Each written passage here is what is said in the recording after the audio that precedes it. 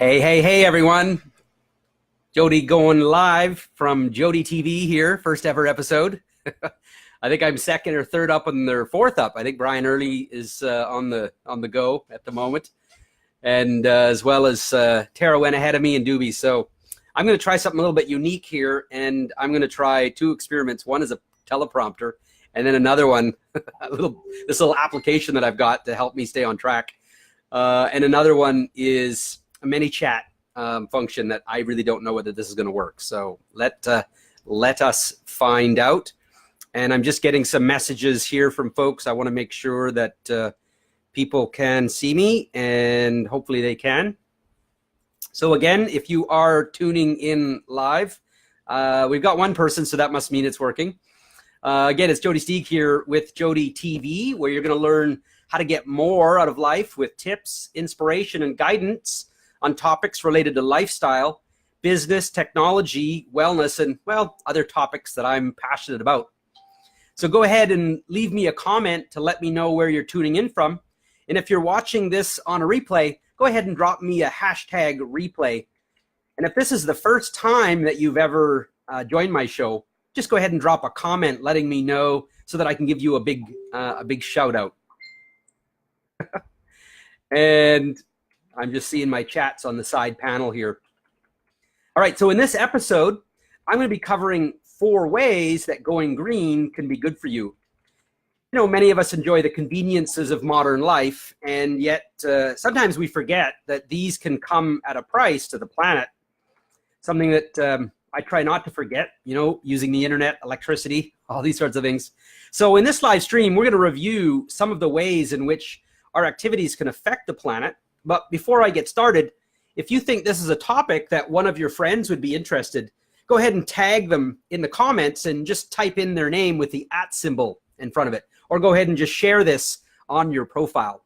So we'll also take a look at some things that we can do in our everyday lives that can have a positive impact on our own health and, of course, our family's health and that of the planet. But first, let's start with some facts. So the total amount of greenhouse gases produced to directly and indirectly support human activities is referred to as our carbon footprint. You've probably seen this in the news. So there's a general consensus out there that among scientists that a recent rise in atmospheric CO2 levels is the cause of climate change and that it is man-made. Now, I realize there are a few camps on this issue, so let's find out. How about you? Go ahead and give me a thumbs up emoji if you believe in global warming, or a fire emoji if you don't. And the way I look at it, no matter which camp you're in, I'm sure you'll agree that it makes, you know, good sense to look after our planet. I'm going to go ahead and move over my tab here so that if anybody is in fact messaging me, I can give you a bit of a shout out. So, you know, if you're like me and you're concerned about the environment, well, I think that you're going to enjoy this show. So I'm just going to give a few shout outs here. Hey, Ariella, nice to see you here. Carla, Doobie, Kristen, thanks for joining. So we've got Doobie's firing me a thumbs up. There we go. So if you're conscious about, you know, your everyday lifestyle choices about like what you eat, how much fuel or electricity you consume, how much you travel, how you travel, which products you use, well, then I think you're going to enjoy today's show. So the lifestyle changes that effectively reduce one's carbon footprint are commonly referred to as going green. Now, while the main purpose of making these changes is to minimize our negative effect on the environment, there can also be several health benefits that go along with this. So let's talk about what these benefits are. So number one, first of all, eating habits. So grains, fruits, and vegetables that are not certified organic are usually grown with the help of pesticides and petroleum-based fertilizers, which can cause sickness and other health issues. So buying organic products that have not been subjected to this type of treatment can reduce your body's exposure to these harmful chemicals.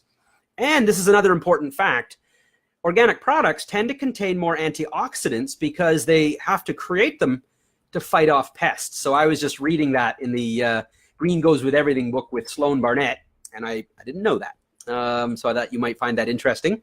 Now, you may even be fortunate to live near smaller, maybe diversified farms that participate in community-supported agriculture. So let's find out. Who here? Drop me a yes if you're near a farm. I'm near farms that grow rice, but not so much vegetables. So we have to go a long way for that. But you can also try your hand at growing some vegetables at home. I have no idea what I'm doing. I'm certainly not a green thumb at this point. But if you grow vegetables, just go ahead and type in "I grow." Now, compared to plant-based foods, meat's got to undergo several processes during production that consume more energy and contribute to more pollution. I think they said just removing the cows farting, all the methane gas from that I can't remember what it was, would reduce environmental impact by quite a lot. So reducing how much meat you eat is not only going to minimize your carbon footprint, but can also reduce your risk of heart disease, obesity, and other dangerous health. Now, I have to say, I do enjoy chicken and a little bit of beef, not too much of that. I love salmon and fish. But if you do wish to eat meat, whenever possible, try to choose free-range chicken and grass-fed or pasture-raised livestock, since they are generally raised using more humane, environmentally sustainable methods. So I have to ask, Kristen used to live on a farm, and so Kristen, did you guys have like grain-fed beef? Prepackaged foods often use non-recyclable materials, and I think this is really important to know as well, and require significant amounts of energy to manufacture, and that's one of the big challenges. So whereas most processed food products, they also tend to contain a lot of excess sodium, so of course that's not so good for our bodies, sugar or empty calories, not to mention preservatives that prolong their shelf lives. And if you've ever seen those pictures where they put out hamburgers and French fries that are like 2 years old and they've never molded, well, those aren't so good, but I know they're tasty some days. That's our rule. Only once a month is all we can have for that. The kids, what can I say, right? But avoiding these obviously can keep our bodies healthier. And of course, then there's pre-packaged foods. Bottled water, this is a big one, takes precious energy and resources to produce, which contribute to carbon emissions and, of course, the chemicals from the plastic bottles, such as organic, synthetic. There's like a lot of words here to fit in here. Oh, and I just went super, super fast. Basically, for me, I'm all about using a metal water bottle and not having plastic water bottles if I can all avoid that. And of course, doing that, you're going to save probably some serious cash as well. I need a little foot thing here so that I can move my teleprompter at a pace that's a little more comfortable. So, if you guys are finding value with my my training today, going through my my teleprompter here, go ahead and love for you to share this. I think I have to click on this to get the thing to speed up a little bit. There we go. Share this with your friends, and if you do, I'll put you in my monthly draw for free goodies. I wrote that, but I'm not exactly sure what those goodies are, so we'll see. Energy consumption. All right, let's talk a bit about that.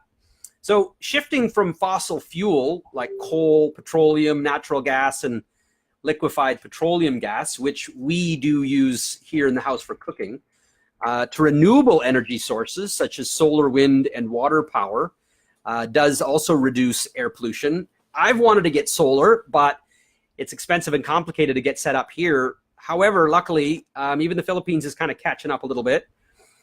I don't know, go ahead and type in, I've got power if you're power. I don't know, is there, or maybe give me a sunshine emoji. Is there such a thing? So this allows you to breathe easier with fewer contaminants. Of course, we like that, which is something that annoys me when I travel and you're breathing in all that exhaust. I can't wait till we can get to electric cars. I mean, who's here with me, wanting to have electric vehicles so we can quit breathing all this, exhaust. And of course, that can trigger asthma, allergies, potentially causing lung cancer or heart disease. None of these things that we want. And Dr. Daggy, our nutritional science advisor here at Your Wellness Project, so he wrote, when we use fossil fuels, when we're burning wood, greenhouse gases, they're not the only problem created. other combustion products produce smog and fine particulates, which damage our lungs and cardiovascular system. And I'm not going to even quote the 2.5 million particulates or whatever. Burning coal reduces other contaminants. This whole thing about clean coal, I think, is nuts. You know, it pollutes the waterways. I think that's insane. But, you know, albeit the vision of green energy has been around for a long time. Like, you know, I had no idea about this. Thomas Edison urged the development of solar energy more than a century ago. I don't know why it's taken so long. Obviously, technology, I'm sure, is a part of that. But only in the last few years has renewable energy, you know, become something that's cost effective, which is, I realize, one of the big holdups. So coupled with energy efficiency, energy storage, and electric transport, which was one thing that I loved when I was in Boracay in January. We rode around on these little tricycles that were electric, and man, they moved around. I really found that to be fascinating. And I'm thinking, when can we get cars like this? Every car needs to be like that. None of this stinky motorized loud vehicles. Everything should be electric. They were quiet too. So, I mean, who's with me? Who's watching where you feel the same way? You don't want all the stinky, smoky cars. You want the electric vehicles. You know, what can we do to get to that? I realize maybe it's a bit of a pie in the sky dream, but it doesn't have to be. We got to the moon in 10 years. So, all right, so let's talk about not ignoring indoor air pollution, which, interestingly enough, and thank you for the loves, hearts, and likes, interestingly enough, can be worse than the outdoors. Safer cleaning products at home are part of the solution. So let's talk a bit about that. Move on to number 2 and talk about using unfiltered natural light in your home. Now, here in the Philippines, I have to tell you, I actually don't, I don't use natural light a lot. I'm closing the curtains because it's so hot to keep it cooler in here. So, but I do use this CFC or whatever they call that, light bulbs. So that's one way we do that. We use inverters on our, you know, our air conditioning systems, which, you know, aren't so great for the environment there, but I got to live with aircon or I'm going to pass out from the heat. But we at least use energy efficient ones. But this also, well, is important to know. It does stimulate the production of vitamin D. So, of course, anytime we can use the sun, well, all the better, because we know that vitamin D helps your body absorb calcium and phosphorus, which are critical for the proper formation and maintenance of healthy bones, teeth, and muscular function. Now, here's another thing to keep in mind is transportation methods, which is one of the reasons why I love Get Clean and concentrated products. Choosing to commute using public transportation or by riding a bike, you know, it might seem a little bit less convenient, but the amount of energy you'll conserve in terms of fuel consumption can be a huge boon to the environment. And Dr. Daggy, I really liked how he shared with me that that's one of the reasons why he purchased the home. He said he could have had a McMansion out in, you know, an hour's travel, but he decided he wanted to live right near Pleasanton, so he bought a home nearby so he could ride his bike to work, and I thought that was awesome. When I rode my bike in Victoria to work, I loved it. I got good exercise. I definitely was a lot slimmer than I am now. That is one problem about my short commute. I don't get a lot of exercise. So not only does it reduce pollution, but the exercise you're going to get from walking and, you know, to and from a bus stop or biking can also build muscles and improve your heart health, which we talked about in February.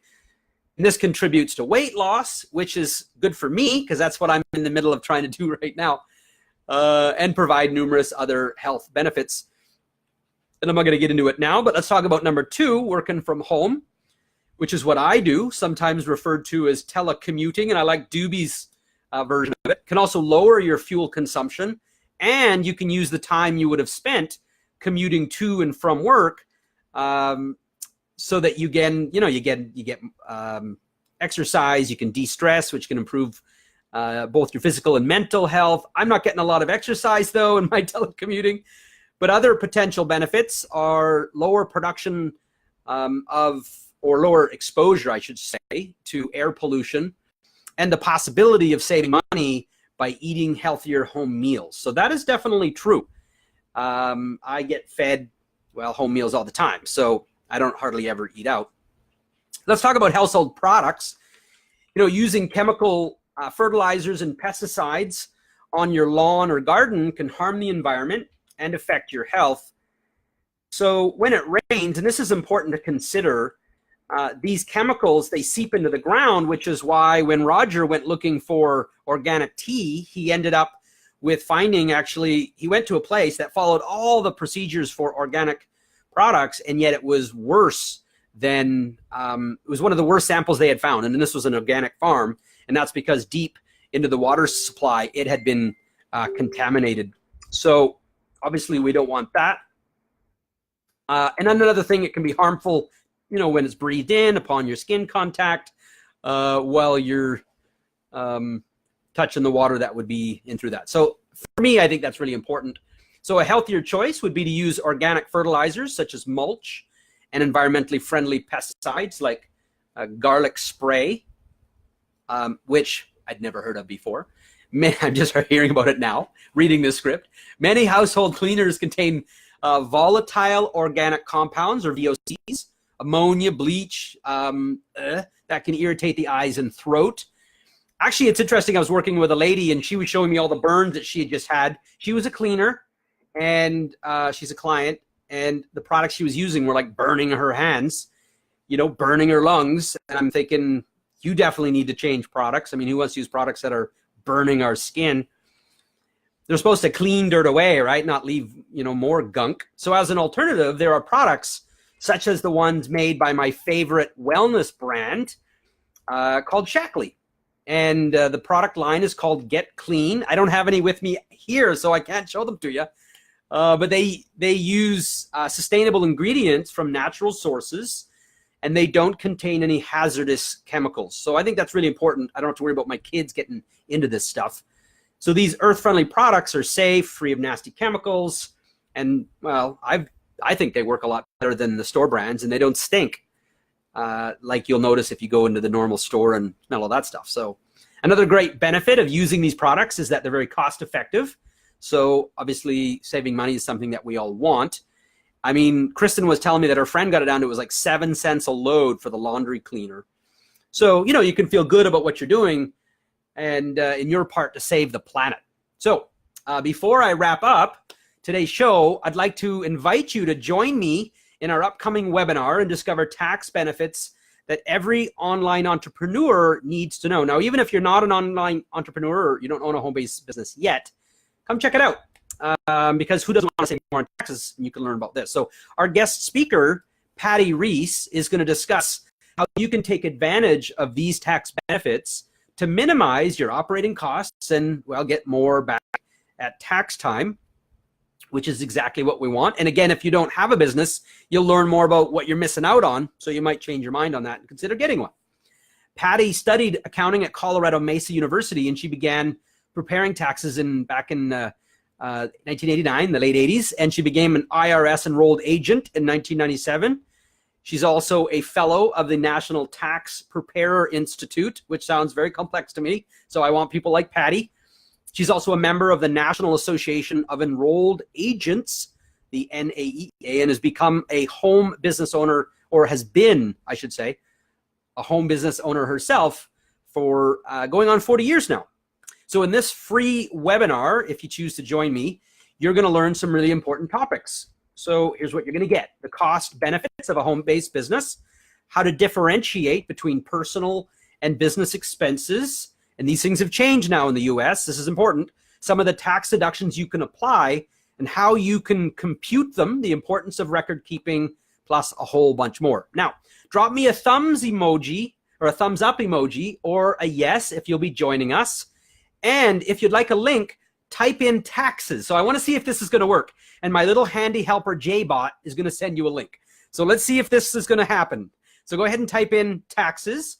I'm also going to post a link to it after the end of this show. And let me know if that actually worked, because I'm curious if this is my first time doing this. So again, type in taxes here in the comments, and my little JBot should send you a link so that you can join. So most of you guys got your own links, so you don't need to use mine, but let's just see if this thing works. So, and join me next week for my next week's episode, where we're going to cover, is cleaning your home making you and your family sick? sticking with the theme of the month of April, which is having a healthy home and a healthy family. So that's it, folks. Thanks so much for watching my first ever Jody TV, episode 1. I appreciate you guys, and I look forward to seeing your episodes as well. So I'm off to the Leaner for Life program, and we'll see you there. Take care, everyone. Bye for now.